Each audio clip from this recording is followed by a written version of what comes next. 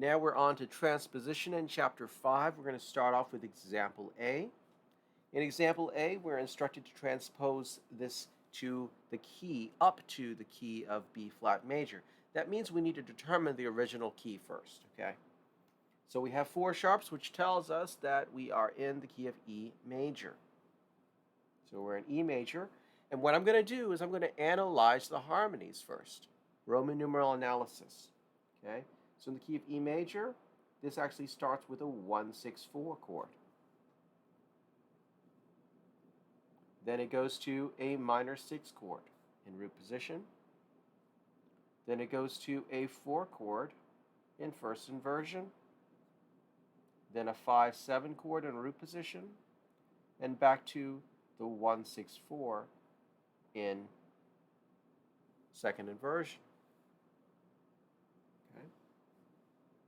We're not going to play it in the original key.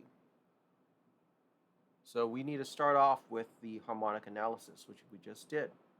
Now what I'm going to do is I'm going to translate this into lead sheet symbols in the key of B flat major. So what's a 1-6-4 in B flat major? Okay, well, let's take a look. B flat major, a 1-6-4 second inversion, which means the bass note is going to be an F. So I'm going to write that above here. The chord is going to be B flat over F. Okay, so basically I'm already giving myself the lead sheet symbols in the key that I'm transposing to. The minor 6 chord in B flat major is G minor. The 4 chord is E flat. If it's in first inversion, that's E flat over G.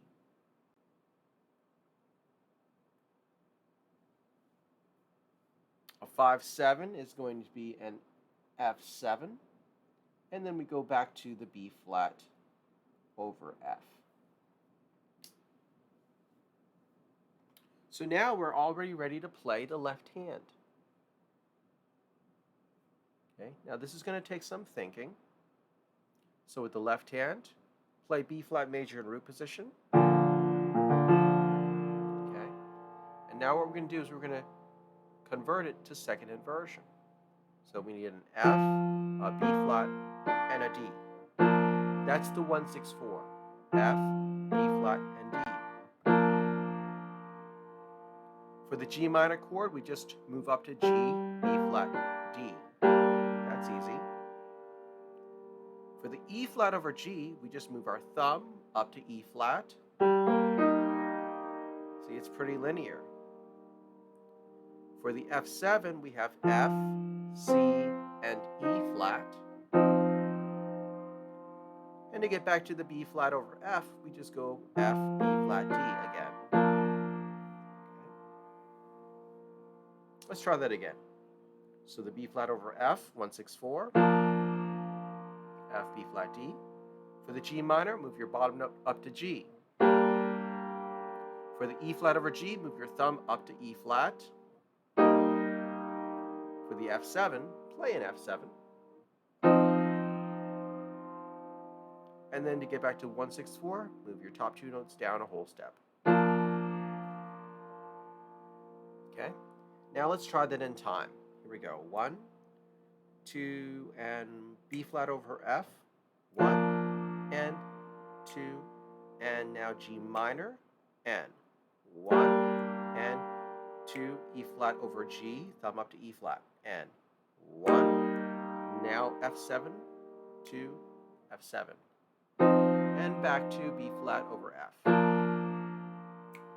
One more time. B flat over F, 1, and 2, and G minor, 1, and 2, and E flat over G, and 1, and 2, F7, and 3, back to B flat over F. So repeat this as necessary until you can do it very easily. Okay? Now, let's take a look at the right hand. So we know how to transpose chords. We need to analyze them with Roman numerals, and then modulate them, or transpose them rather, to the key that we're going to, and then just think of those in lead sheet symbols, perfectly fine. Next, for the melodic transposition, this is very easy. We have to think in scale degrees. So I'm actually going to go through and write the scale degrees down. Again, our original key is E major, so it starts on B, which is 1, 2, 3, 4, 5, the 5th scale degree.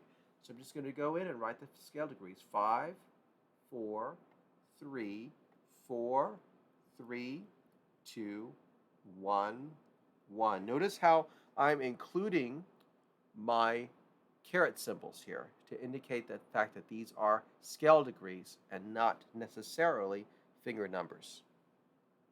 Then G sharp is the 3rd scale degree, 5th scale degree, 4th scale degree, 4th scale degree, 3rd scale degree, 2nd scale degree. D sharp is the 7th scale degree, and back to E, which is the 1st scale degree.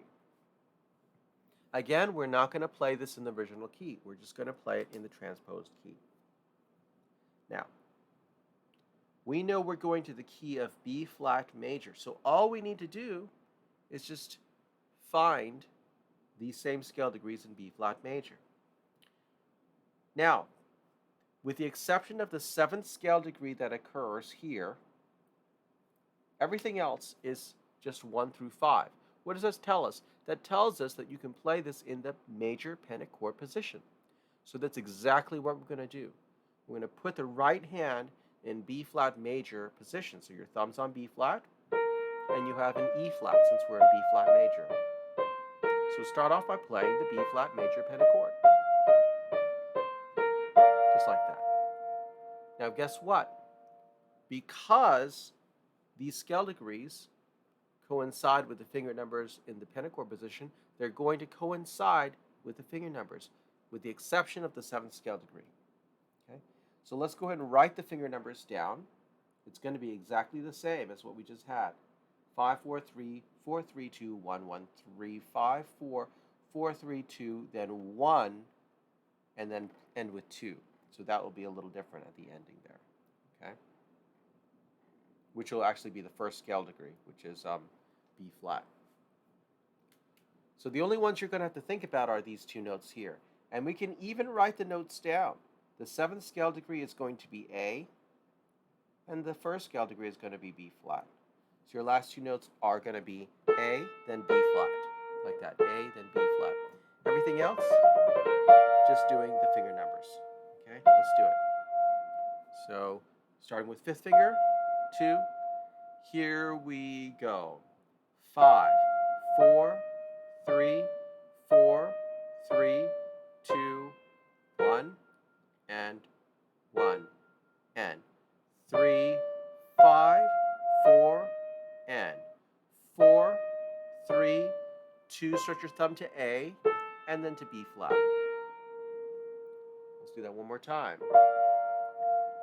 Ready, and 5, 4, 3, 4, 3, 2, 1, and 1, and 3, 5, 4, and 4, 3, 2, stretch A, B flat.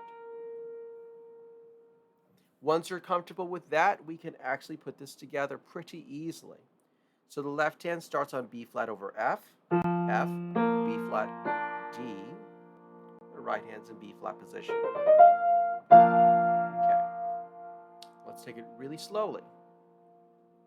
2 and 3 and 5, 4, 3, 4, 3. Now to G minor in the left hand. 1 and 2. Now going to E flat in the left hand. Just stretch your thumb up to E flat.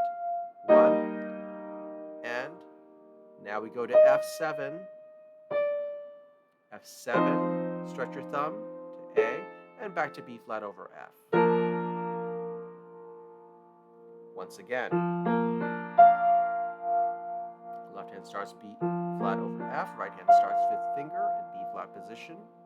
2, and 3 and 1 and 2 and 3 and 1 and 2 and 3 and 1 and 2 and 3 and 1.